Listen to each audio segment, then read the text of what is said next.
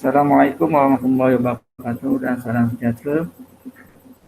Kali ini kita berjumpa lagi untuk kelas Bahasa Melayu pada kelas 3 Suami. Apa khabar murid-murid?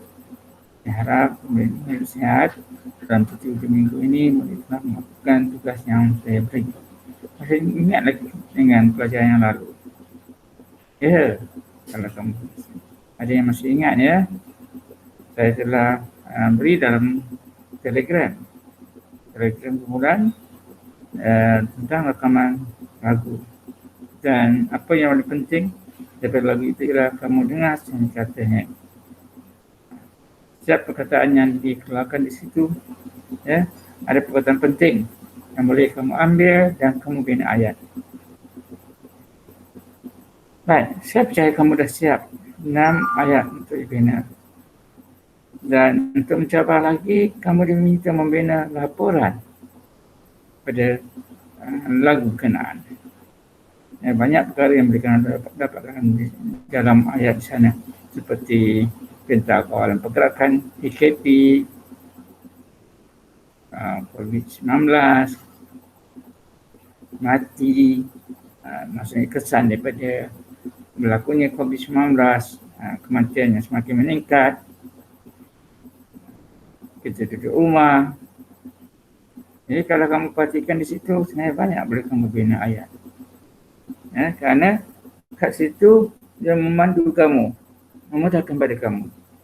Baik, hari ini kita lihat semula macam mana untuk membina karangan laporan.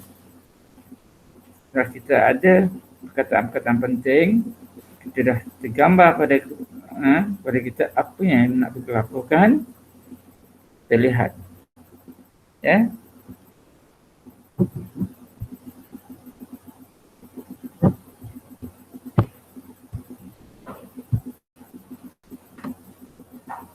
Baik. Kawan saya akan memberi maklumat tentang cara penulisan karangan laporan. Saya minta murid dapat mencatat kenyataan penting yang diperkatakan oleh kawan saya ini.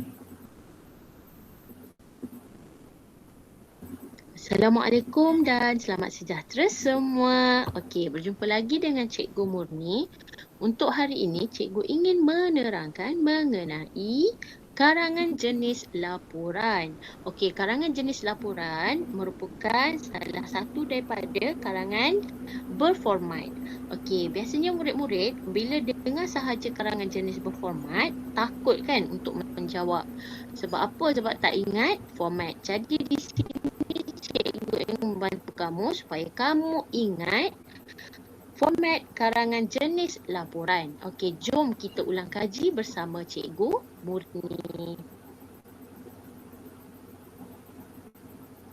Okey, format karangan. Okey, format karangan. Yang pertama, karangan jenis laporan ni mesti ada tajuk laporan. Okey, tajuk laporan. Ingat, tajuk laporan iaitu ditulis dengan huruf besar pada setiap awal kata dan diberi garis di bawahnya. Ada dua perkara di bawah tajuk laporan.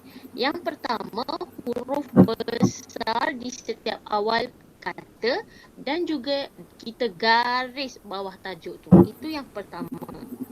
Kemudian yang kedua, kita lihat isi laporan. Okey, ini isi laporan ni karangan biasa pun memang dia ada isi kan. Sebab kita perlu kembangkan isi. Okey, dimulakan dengan pendahuluan dan diakhiri dengan penutup sama seperti karangan biasa. Yang ini tiada beza dengan karangan biasa.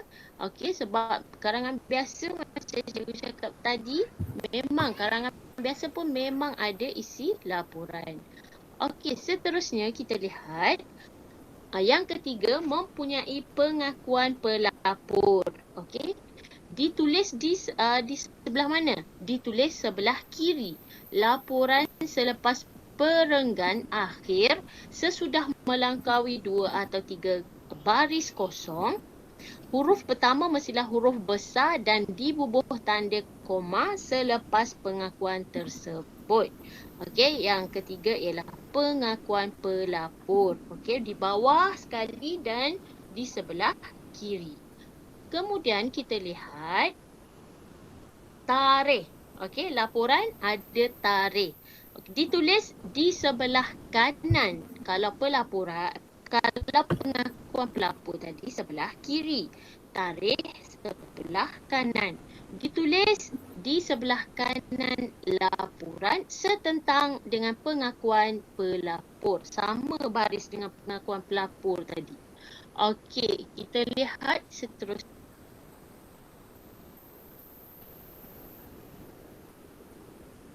Okey, yang kelima, mesti ada tanda tangan pelapor. Okey, tanda tangan. Ditulis di sebelah mana? Ingat, di sebelah kiri, bahagian bawah iaitu selepas pengakuan pelapor. Okey, ni sebelah kiri. Tanda tangan selepas pengakuan pelapor.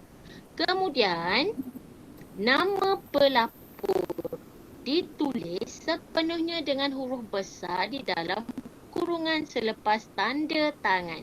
Okey, sekarang kita dah ada 3 lah.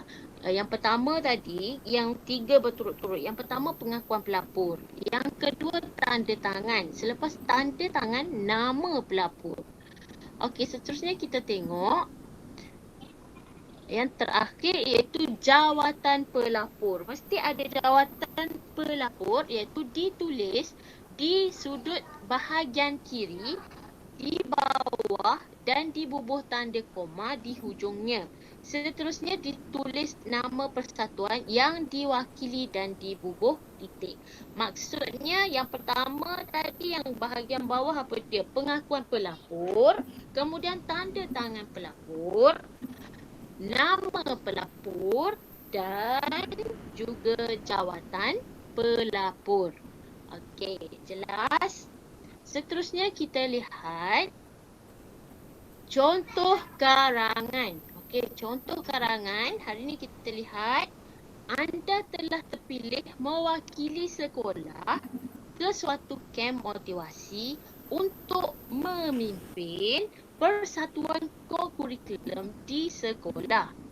Anda telah diminta untuk menyerahkan satu laporan lengkap tentang kem itu. Tulis laporan itu selengkapnya. Okey, mari kita lihat macam mana karangan jenis laporan.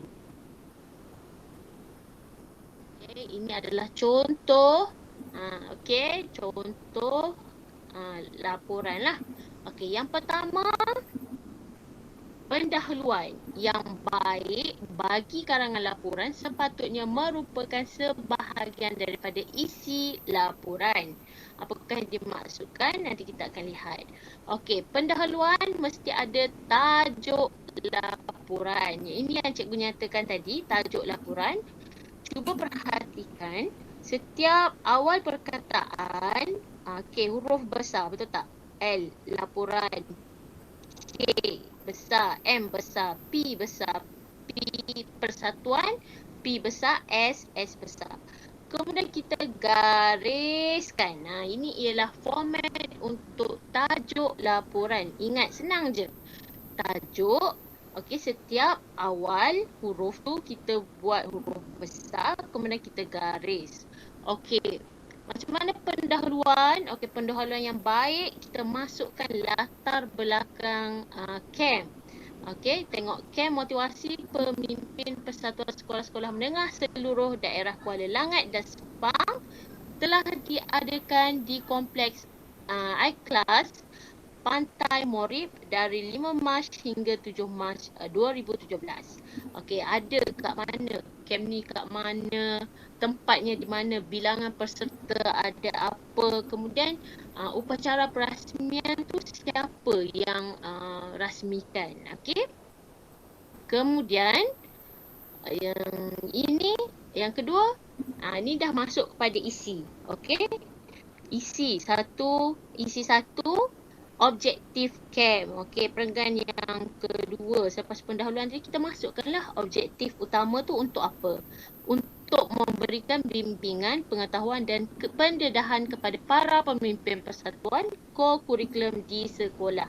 Okey, kita masukkan objektif. Apa objektif? Kenapa KEM itu dijalankan? Okey, kemudian isi seterusnya. Kita cerita dalam perenggan yang ketiga, kita cerita kegiatan sepanjang KEM. Apa? Okey, apa aktiviti yang telah dijalankan? Contoh pelbagai kegiatan telah dijalankan sepanjang KEM ini berlangsung. Okey, beberapa ceramah tentang kepimpinan turut disampaikan. Okey, ceramah ni ialah aktiviti lah. Kemudian apa lagi aktiviti yang dibuat? Bengkel. Dalam bengkel, okey, diberi pendedahan tentang cara menyusun program persatuan. Kemudian apa lagi? Peserta dibimbing untuk menyampaikan ucapan yang baik.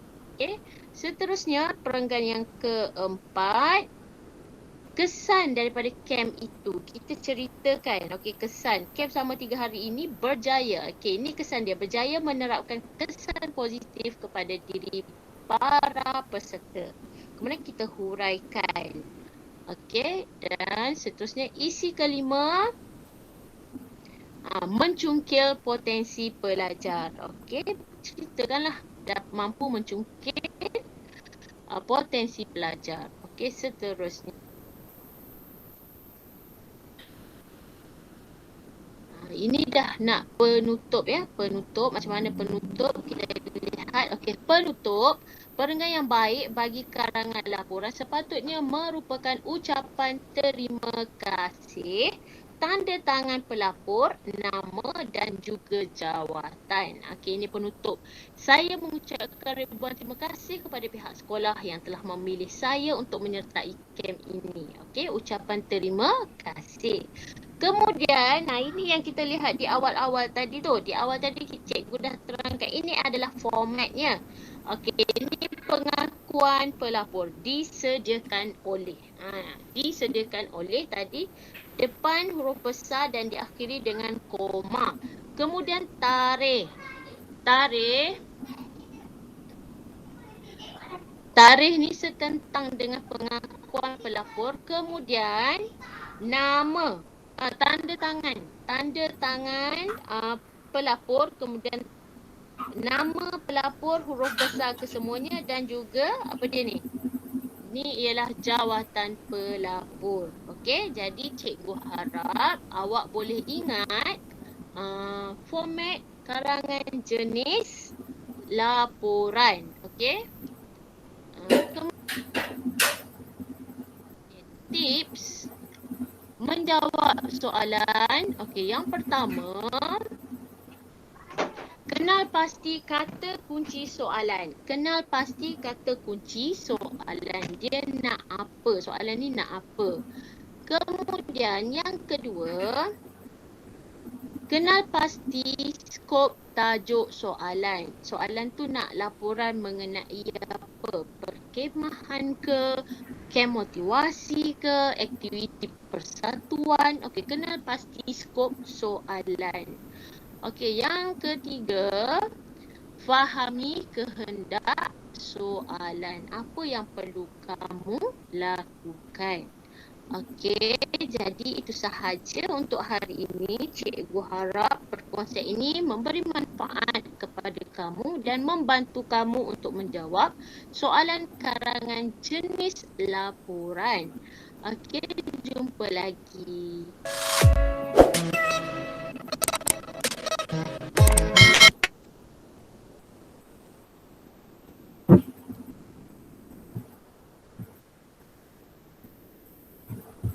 Terima kasih kepada kawan saya tadi, Cikgu Muni ya.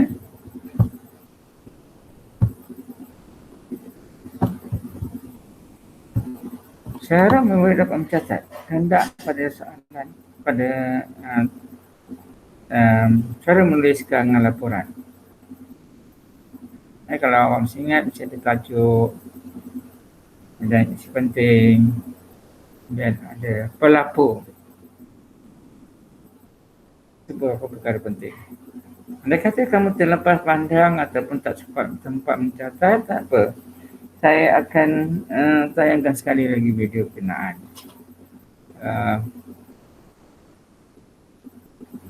Kita itu tadi yang kita tengok pada cara laporan. Jadi kita lihat balik pada soalan yang saya bagi tempoh hari.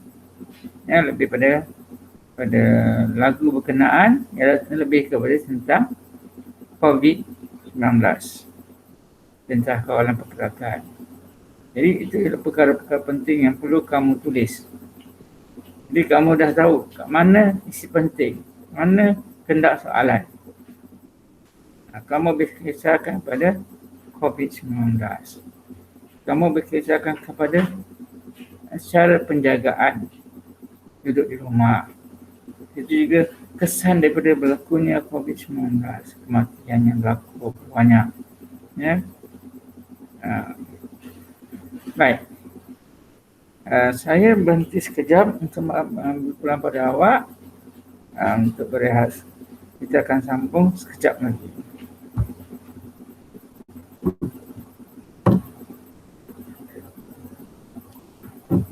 Sebelum itu saya cuba tayangkan semula sini kata lagu berkenaan. Ya. Sekejap ya.